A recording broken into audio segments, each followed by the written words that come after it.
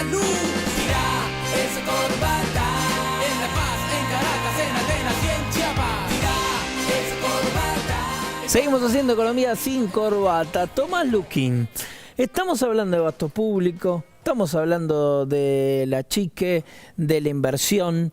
Hiciste entrevistas, tenemos especialistas que nos van a ayudar a entender un poco más. Exactamente, pero antes te propongo un muy breve juego. Hacé como que no estuviste en estos 3 últimos bloques. Sí. Y yo te ofrezco superávit o déficit. ¿Vos qué elegís? ¿Superávit o déficit? Superávit. Y claro que sí, porque por una favor, familia no Tomás, puede tener un superávit. déficit y vos, como sos una familia y demás... Todos queremos superávit, Exactamente. ¿no? Ahora, en un país no es lo mismo un superávit o un déficit. De hecho, en la historia hay casos exitosos de países que crecieron con déficit o países que crecieron con superávit, y a la inversa lo mismo. Digamos, países que les fue muy mal con superávit y países que les fue muy mal con déficit. Lo que quiero decir es que per se, por sí mismo, el déficit o el superávit, el resultado fiscal, no quiere decir nada. Y lo que te propongo y lo que estamos proponiendo en este programa es volver y repensar la política fiscal en cuanto a su capacidad de cumplir con los objetivos para los que fue diseñada y no con los dogmas de la ortodoxia sobre lo que es saludable, bueno o sano. ¿Qué quiere decir los objetivos? Porque se suele confundir en la economía objetivos con herramientas. La herramienta es la política fiscal y los objetivos desde 2013 en adelante han sido reindustrialización, redistribución del ingreso, crecimiento económico y creación de empleo. ¿Se cumplió? Sí, no, más o menos, pero esos son los objetivos y la herramienta es el gasto público. O sea, el superávit o el déficit no son una buena o mala noticia en sí mismo. Exactamente, evaluémoslo en cuanto al cumplimiento de los objetivos de política económica con esta herramienta. Si tenemos déficit, pero el país crece, mejora la distribución del ingreso, eso quiere decir que el déficit no es tan malo por sí mismo. Y estaba muy bien lo que decía Agustín. ¿Qué tipo de déficit tenemos? ¿Un déficit que está basado en el endeudamiento externo o es un déficit que hay déficit porque se gasta para subsidiar el consumo energético, para que haya más planes sociales o política de ingresos que mejore la distribución de ingresos y el poder consumo, etcétera, etcétera, etcétera? Ahora, hoy sí entrevistamos a un economista que se llama Alfredo Iñiguez.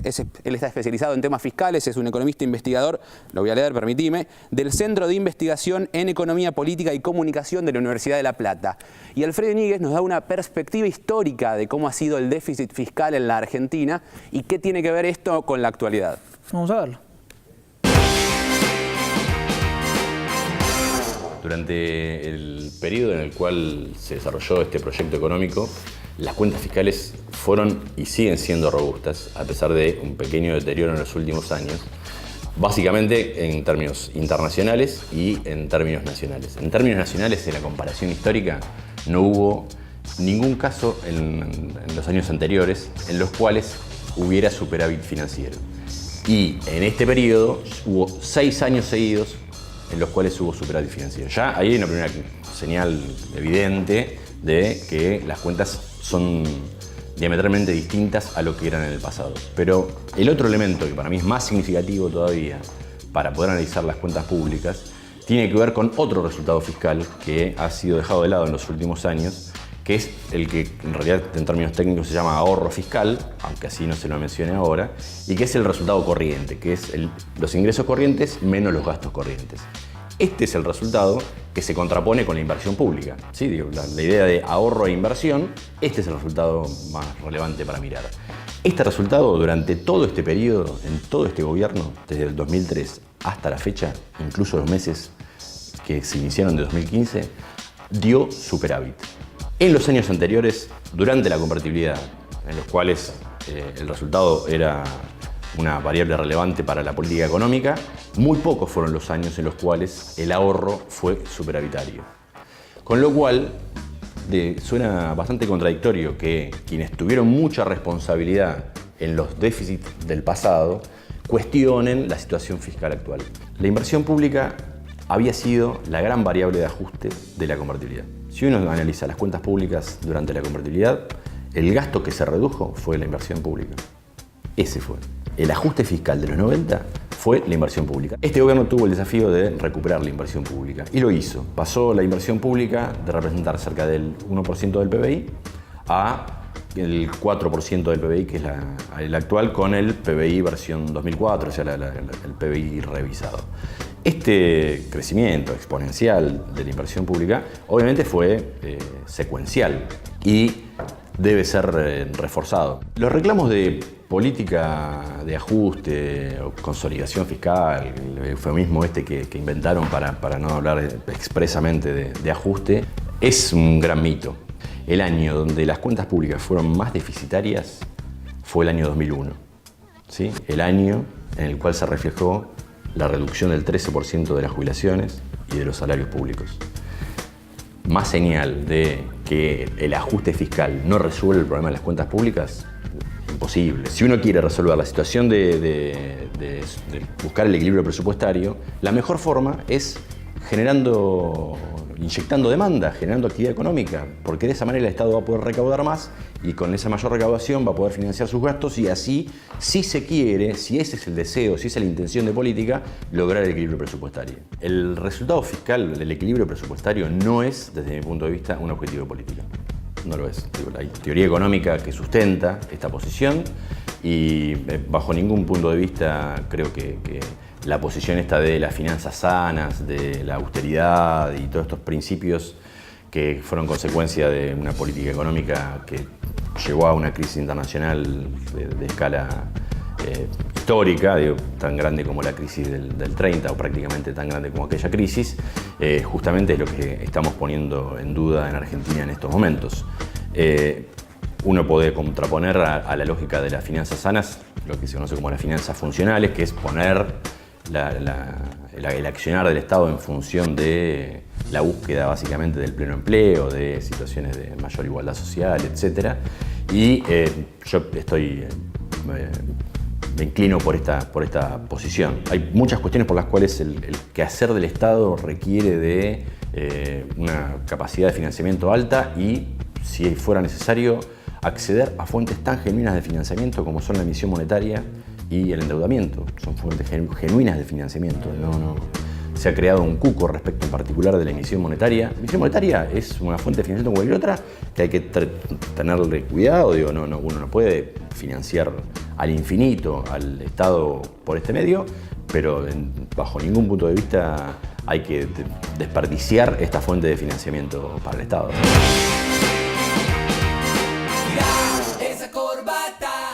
Bueno, hay que gastarse todo entonces. No, bueno, ¿Está bien? No. No, ¿cómo Alfredo, que nos en la gastamos entrevista, todo? Alfredo Iñiguez explicó precisamente algo que por ahí, por edición, no ingresó en sus declaraciones, pero es que efectivamente el gasto público tiene una limitante, tiene una restricción muy clara, que no es la que indica el establishment y la ortodoxia, sino que va por el lado de la disponibilidad de divisas. Digamos, a medida que la economía crece, se necesitan más divisas para financiar las importaciones necesarias para seguir creciendo y así. Entonces, digamos, por el lado del sector externo viene el crecimiento en la Argentina induce una mayor demanda de divisas. Si vos estimulás el crecimiento con el gasto público, necesariamente tenés que tener un exceso de divisas para poder financiarlo. Eso es lo que dice Alfredo. Ese es el límite. Ese es el límite, digamos, el superávit en el sector externo, tener un excedente de divisas que te permita sostener este proceso. Pero hay otro limitante también al gasto público en la Argentina y en el mundo, que es el poder económico, digamos. ¿Cuántas veces escuchamos a través de los diarios o los medios o directamente en los comunicados que hacen, por ejemplo, el Foro de Convergencia Económica, Empresaria y demás, de que el Estado tiene que tener una participación mínima, reducida, por ahí dedicada solamente, ahora sí reconocen a la AUH o algunos instrumentos válidos, pero hasta ahí, digamos, la intervención del Estado tiene que ser limitada. Ahora, eso contrasta con la historia del rol y el rol del Estado que tuvo a lo largo de la historia. Por ejemplo, financiando las inversiones de riesgo necesarias para que las principales empresas hoy sean empresas de punta en el mundo. Por ejemplo, los casos de Apple y Google. Hay una economista, una investigadora italiana que trabaja en Inglaterra que se llama Mariana Mazzucato. Con ella charlamos sobre estos temas. Ella tiene un libro que está muy interesante, que no se consigue en Argentina, pero sí se pueden escuchar algunas de las charlas que ella da en Internet. Y hablamos sobre esto, sobre el rol del Estado en la innovación y la necesidad que tiene el sector privado de recurrir al Estado para esto. Y después, finalmente, lo termina ignorando y negando. Vamos a verlo.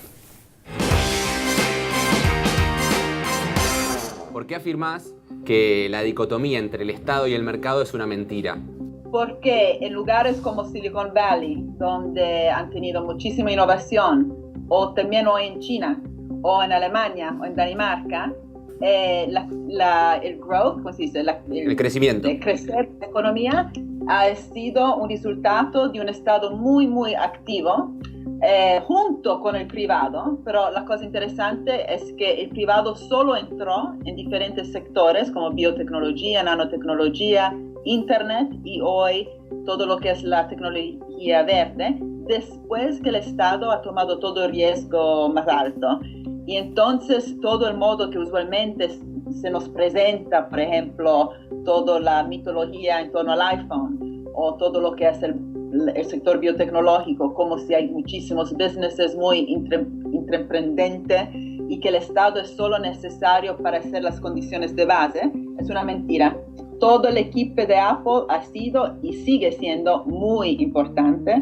Hay muchísima gente inteligente, hay gente que, por ejemplo, tienen un sentido del design muy importante, ¿no? Porque es el design del iPhone que lo hizo también muy atraente.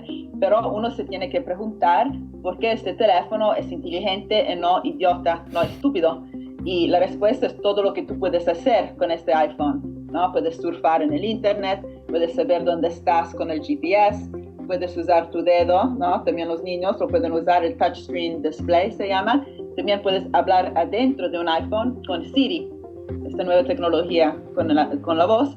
Todo eso ha sido pagado directamente, no indirectamente, del Estado. Entonces es lo que el iPhone puede hacer, que es público. Eso no quiere decir que Steve Jobs no era importante, pero el problema es que, por ejemplo, la biografía de Steve Jobs son 800 páginas, un libro fantástico, muy interesante. Ni una página, ni un parágrafo, ni una frase, ni una palabra en 800 páginas sobre esta inversión pública que ha sido fundamental. Pero también Google, el algoritmo detrás de Google ha sido financiado del Estado.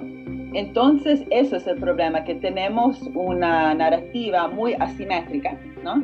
Ponemos muy altos, hacemos un mito de los entrepreneurs, de gente como Steve Jobs. Mi punto no es decir que está solo el Estado que es importante. Obviamente necesitamos un privado dinámico, inteligente, que puede pensar al riesgo como hicieron Steve Jobs, Bill Gates, pero muchísimas emprendedores en todo el mundo. Pero en esta historia siempre ignoramos el papel del Estado y eso es un grande problema por dos razones. Una, porque cuando los países diferentes que quieren una política, decimos, de la innovación, imitan una parte de Silicon Valley que piensan que era el punto crucial, por ejemplo, de fundar un fondo de venture capital. Capital de riesgo. Sí, sin admitir que este tipo de financieros simplemente surfaron una grande onda de investimentos públicos y entonces sin esta onda no van a surfar nada. Y dos, este mito que decimos que alguna gente es importante, ¿no? Los individuos, los garage thinkers o el sector de venture capital en el sector financiero y otros no son importantes, aumenta la desigualdad, ¿cómo se dice? Inequality. La desigualdad. Sí, porque dejamos los profitos que resultan de estas inversiones acumular a poquísimas personas. Yo digo que socializamos el riesgo, pero privatizamos el profito. Ya no tenemos una relación interesante entre gobierno e empresa con esta misión de simplemente comercializar, de causar, decimos, el growth, ayudando a las empresas. Ya no hay un deal, pues dice, un pacto, donde la ayuda que el gobierno da no corresponde a algo que tiene que pasar en la empresa. Tenemos que admitir que el Estado no solo gasta, investe. Y cuando investe tiene que tener también un retorno, si no, no lo va a poder hacer.